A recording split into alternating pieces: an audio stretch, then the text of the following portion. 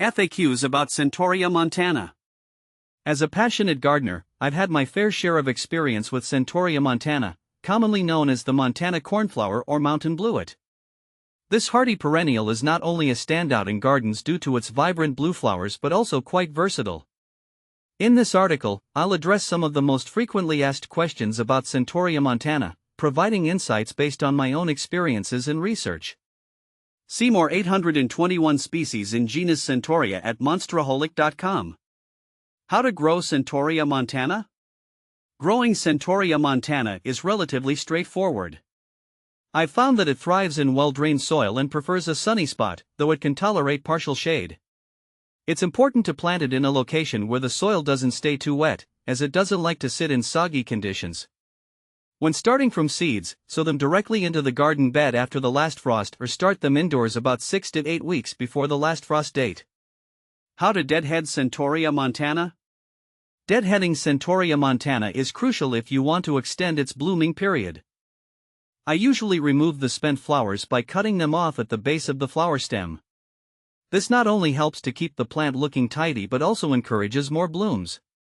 I've found that regular deadheading promotes a longer and more prolific flowering season. How to prune Centaurea montana? Pruning Centaurea montana is similar to deadheading but involves a bit more. I typically prune back the plant in early spring before new growth begins. This helps to remove any old or dead foliage and promotes healthy new growth. Additionally, cutting the plant back after it finishes flowering can help maintain its shape and vigor. How to propagate Centaurea montana? Propagating Centaurea montana can be done through several methods. I've had success with both division and seeds. To divide, simply dig up the plant in early spring or fall and separate the root clumps, replanting them in their new spots.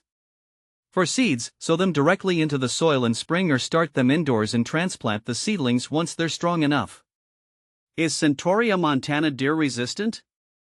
Yes, Centaurea montana is known to be deer resistant. In my garden, I've noticed that deer tend to leave it alone, which is a big plus if you're dealing with these pests. The plant's somewhat bitter taste and strong scent may be why deer avoid it. Is Centaurea montana invasive? While Centaurea montana is not typically classified as invasive in most regions, it can spread aggressively in the right conditions. I've seen it spread through self-seeding and can sometimes become a bit unruly if not managed properly. It's a good idea to monitor its growth and control its spread if it starts to overtake other plants. How big is the flower on Centaurea montana? The flowers of Centaurea montana are quite striking, typically measuring about 2 to 3 inches across. They have a distinctive thistle-like appearance with fringed, petal-like structures. The size of the flower makes it a standout feature in any garden bed or border.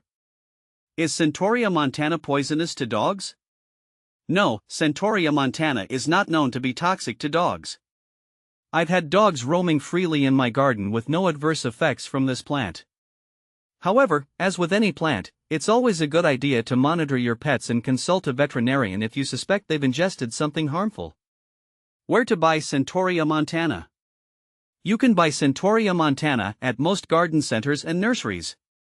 I also recommend checking online plant retailers if you're looking for specific varieties or want to purchase in bulk. Online shopping has been convenient for me, especially for finding rare or specific types. Centaurea montana versus Centaurea americana. When comparing Centaurea montana with Centaurea americana, the main differences lie in their growth habits and flower characteristics.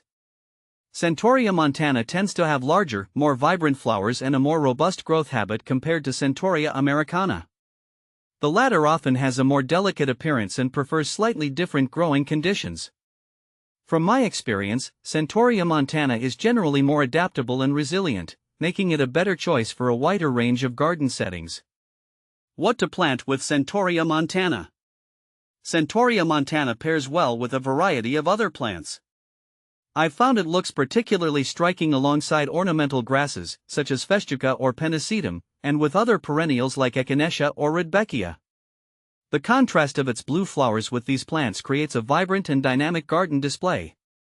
Common problems and how to fix them. One common issue with Centaurea montana is mildew, especially in humid conditions. To prevent this, ensure good air circulation around the plant and avoid overhead watering.